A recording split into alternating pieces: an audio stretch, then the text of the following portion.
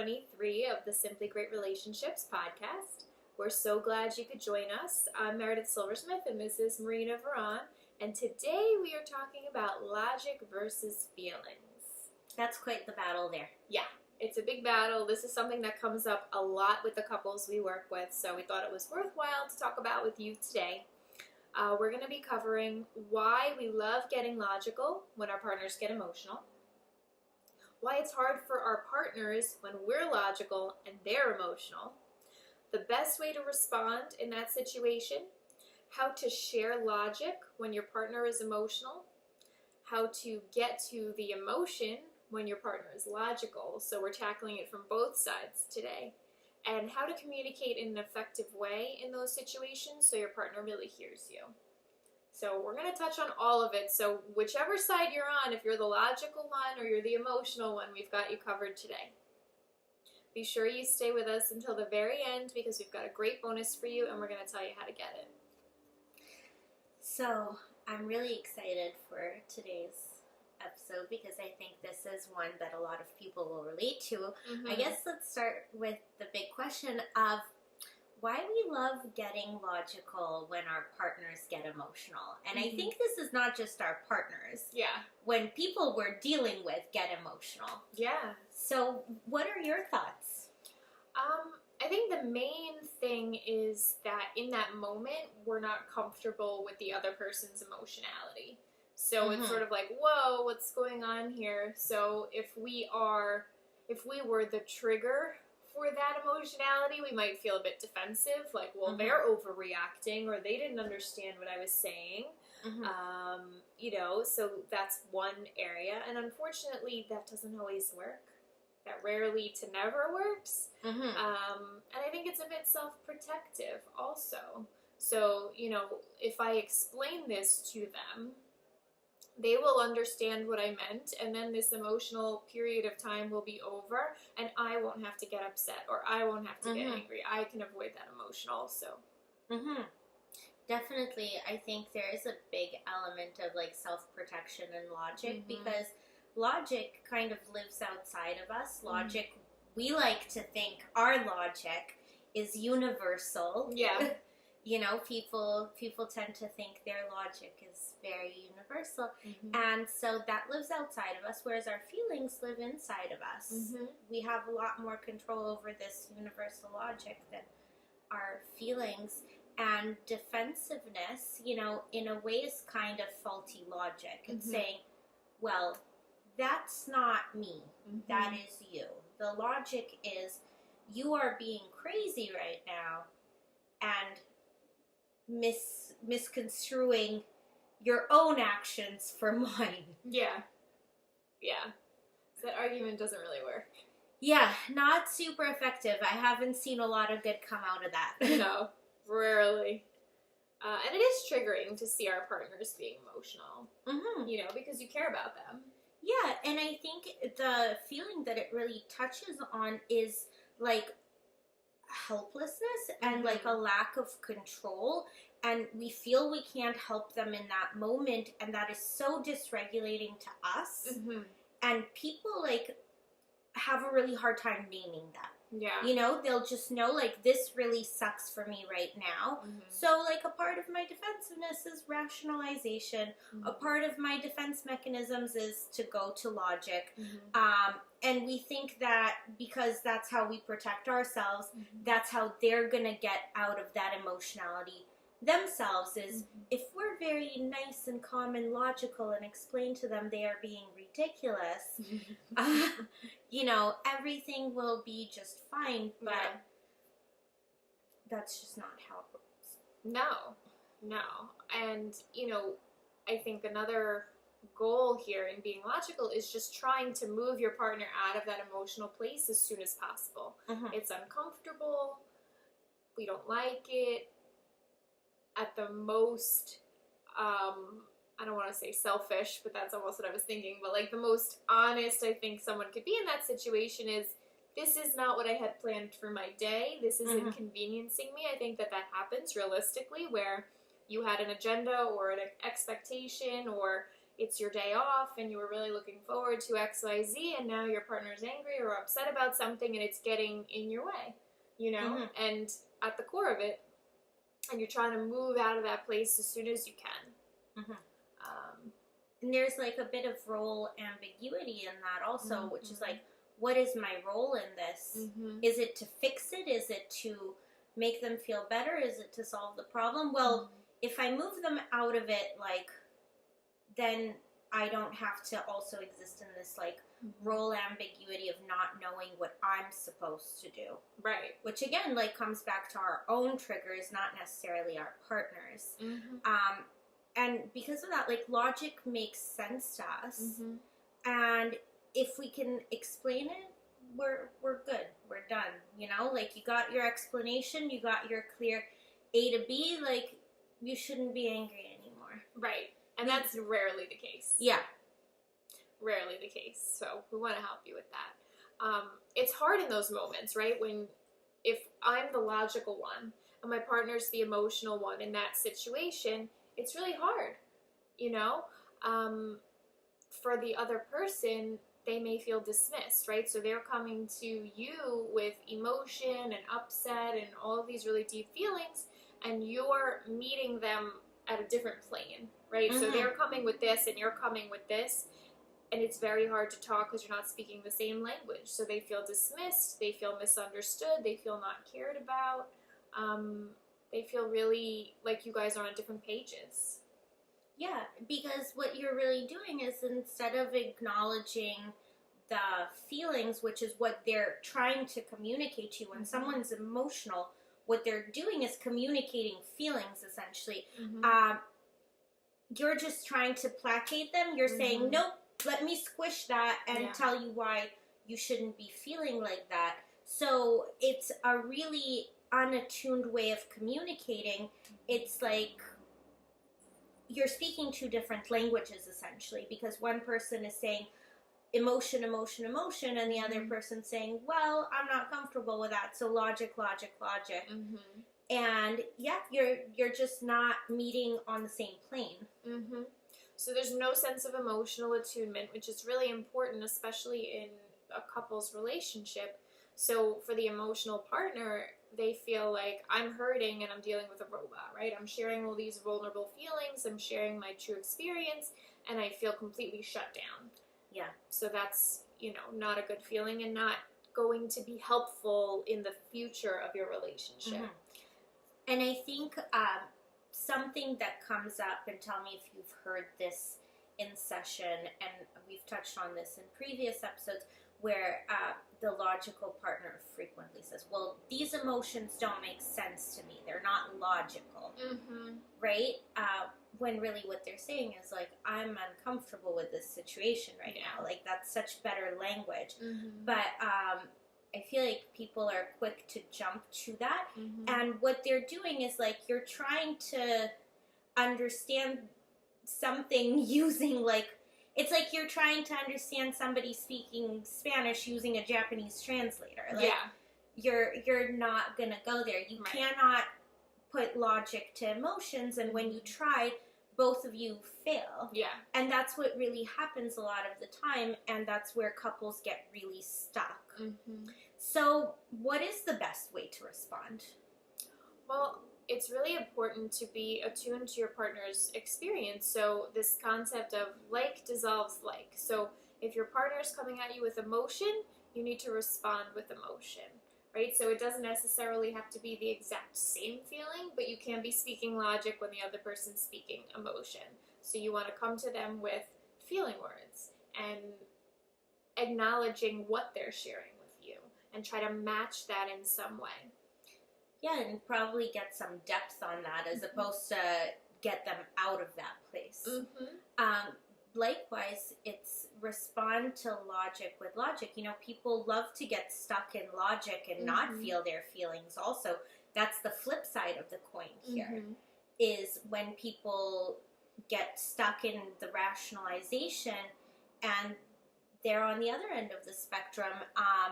So to be able to get them to an emotional place and they're stuck in logic, you can't be like, well, tell me how you feel about that. Yeah. You know, you have to kind of meet them where they're at, and start in a logical place and then soften it and bring in the emotions, because that's also a lack of attunement if your partner's kind of stuck in this emotional place, in this logical place, and you're just saying, well, tell me about your feelings. Yeah.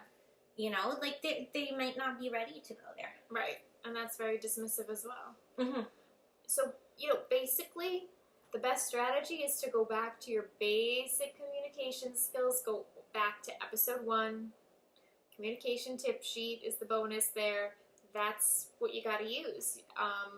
And keeping in mind, matching where your partner's at. So applying to those skills, if your partner's coming at you with emotionality, match that.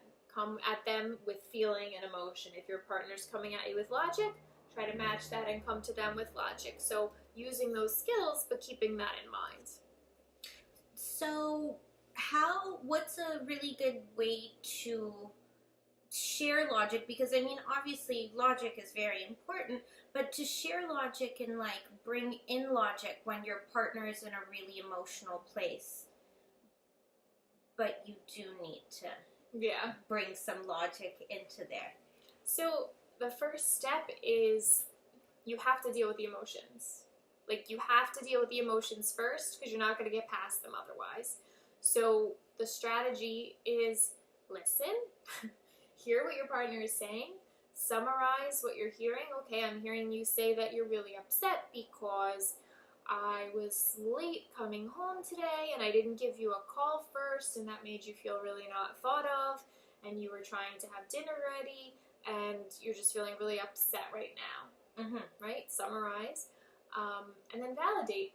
I could understand why you'd feel upset. It makes sense to me that because you put in this extra effort today and I disregarded it, that you feel upset. That makes sense. I get it. Help them feel like you really have heard and understood their feelings. Ask them if they feel understood, because we may think we, hit it right on the head and I got it, let's move on. But until you get the okay from your partner, you don't know for sure. Yeah, I feel like this is where people tend to grade themselves up. Usually we tend to grade ourselves down. Yeah. But this is where people are like, I'm an A+ at this. I totally understand. But it's not about what you think you understand. It's about your partner feeling understood. Right. And being actually understood. And so then the really important piece here is to integrate, not to rationalize away, right? So what does integration look like? So I heard you say that you're really upset because I came home late, and I know you put in all this extra effort. You wanted to have a really nice dinner, and that is so extremely thoughtful, and I'm really, really appreciative of that. I know it must feel really crappy that I didn't call you and that, I was this late because you had hope for something else. And I can totally see how it kind of may feel intentional. I know I don't have the best track record of always being home on time. It was really trafficky. I know I should have called. I left my charger at the office, and that's the only explanation I can give, is that it was not my intention to make you feel that way. I got caught in traffic. I left my charger at the office, and I'm really appreciative for this. So what Marina did there was she summarized what I had said, hypothetically, right? Validated my feelings and what I shared, and then sort of shared her perspective, which was a bit of logic, right? Here are the facts of what happened. Here's what happened on my end. It was not my intention, and it didn't feel like, oh, she's making excuses. Because I know I hear that a lot in session when we do this type of exercise. It didn't feel that way because my emotions and my experience were understood first. So I knew that she really understood where I was coming from before she went into her experience, which allows me to be more open to hearing that. Yeah, I mean, do you think it would have felt different if, like, let's take the same content but put it in a different package. I said, you know, it's nice that you made dinner, but you know my commute. I was stuck in traffic. The LIE was a complete nightmare. You know, I have 10 million things going on at work, so sorry for being human and leaving my charger at work. You should just know that I was stuck in traffic. That's the only logical explanation. Yeah, that would not have gone as well. Because it's, you know how I feel, everyone knows how I feel at this point about the word but. So Marina was like, all of your feelings make sense. No, they don't. Strike that from the record. Here's all the reasons why your feelings are stupid. That's how it kind of, you know, it's like, obviously, here's the logical explanation. So. And you're way beyond accessing that right now. It's almost like a contempt of, well, I'm up here with logic and you're down here with feelings. Right. You have some room for growth to get to that logical place. Absolutely. So you don't want to do it like the latter example. You want to do it like the first one we gave. Now, how do we, if we're flipping it, right? So if I'm the emotional one in this situation and you're the logical one, how do I introduce emotion to you? So this is a really common thing I see, and you know, I hate to gender issues, but I definitely see this a lot more with guys, where they like to live in this world of logic that feels really good and comfortable, and everything makes sense, and there's always like A to B causality, and it's hard to get them to an emotional place, and sometimes they just don't have that emotional vocabulary. So to somebody like that who's very good at logic, to just say, tell me your feelings, is like a flooding question. Yeah. Right? It's a question that they don't really know how to answer. So in terms of meeting logic with logic, it's starting with those logical questions. So let's say I'm the guy in that example. So you know, I had a really hard day at work. I had a million things going on. I had, you know, deadlines, projects fall through. I feel like my team is strategically not doing what they need to do, and I'm just trying to do my best in order to manage everything. I forgot my charger. Now I'm in traffic trying to get home, and, you know, all I want is to get home because I've had a really packed day. So to say, where are you at emotionally is not gonna get a lot of conversation, but starting with something like, well, tell me more about this interaction. Tell me more about this part of your day. And then introducing some feelings into it is a much better way to do it than focusing on the feelings right away. And being able to kind of name the feelings. So saying like, I know you had that meeting. Tell me how that meeting went. So they're able to like logic. Oh, okay, so it sounds like this is what happened. I wonder if you were feeling frustrated by that. So it's a little bit of integration. Just a little bit. Absolutely. Or even, and I'm, as you're saying that, I'm hearing myself in my head, like, I'll be like, oh, that's so frustrating. Like, I would even use it's almost like a step even less intense emotions, rather, you're not even putting it on the other person, you're just saying, oh, that's so this, that's so that, like, the way you would feel, but it's normalizing the Mhm. emotional part of the experience. Mhm. So it's sort of the reverse, right? Wherever the person who's bringing the issue at hand, if they're coming from emotion, you're starting there and then moving to logic if that's where you're coming from.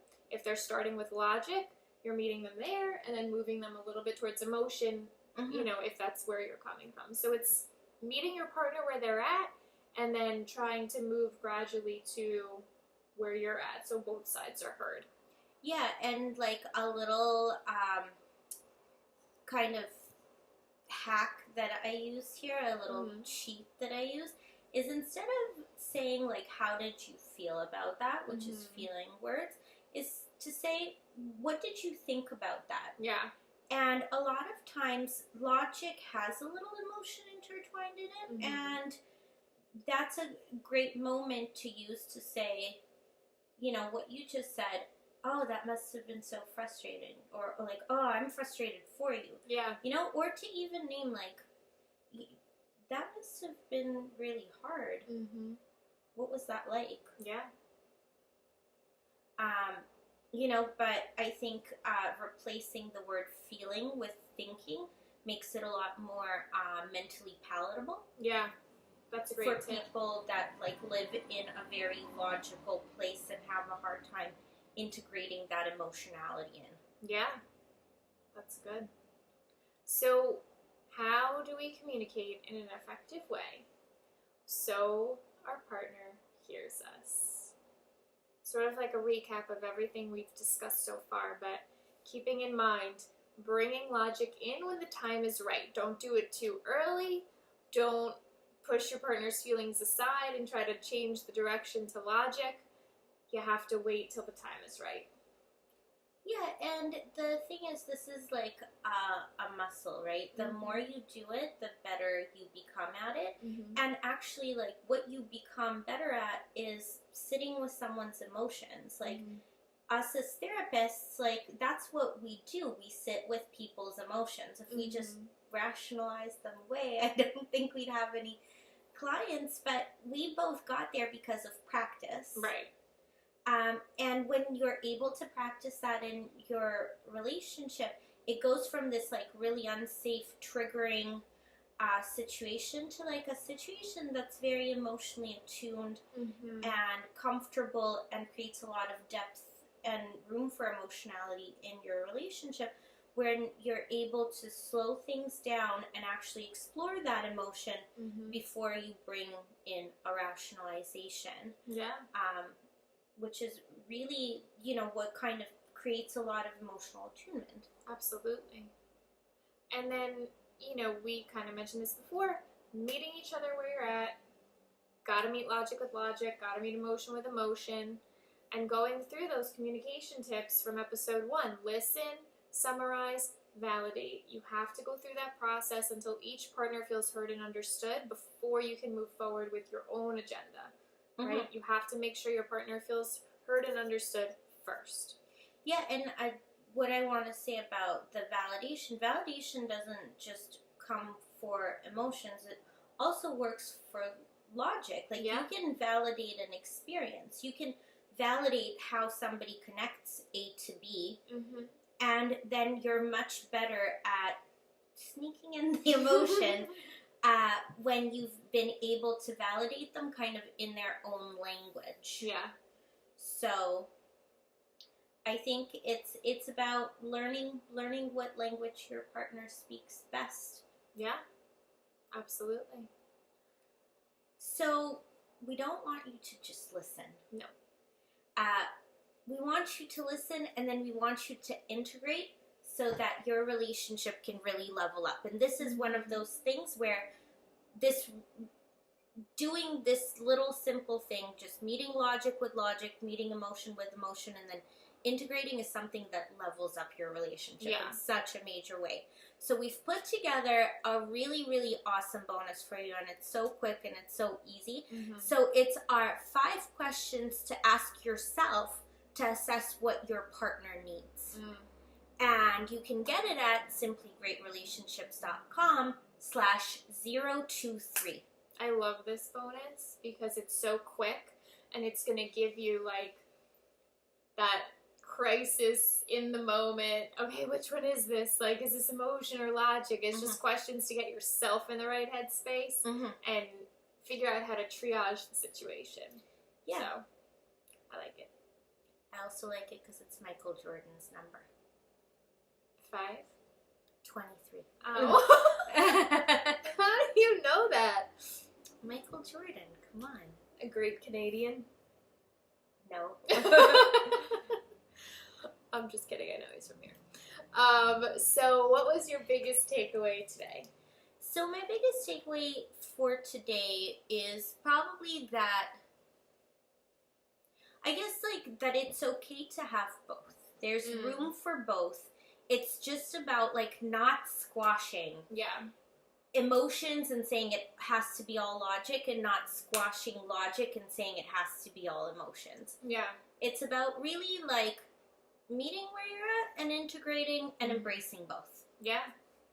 That's a good one. I think my takeaway is, I don't know if I ever, like, named it the way it was named today. I think I did it without realizing, but meeting logic with logic and meeting emotion with emotion.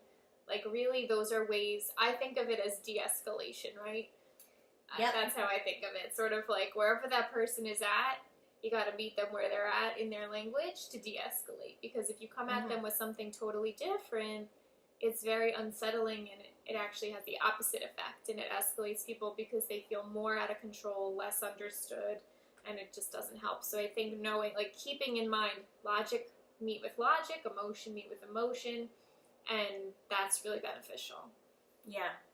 It's funny when you said de-escalate, I just thought of, like, how effective it is when, like, a mom tries to explain something with logic to a crying child. Yeah, it doesn't work. It doesn't work, but it's, like, really not that different in relationships. No. So if you need a visual, if you're one of those people, I know I am, like, that's a really good visual to probably go to. Like, does it make sense to meet your crying child with logic, or is that going to get them to stop?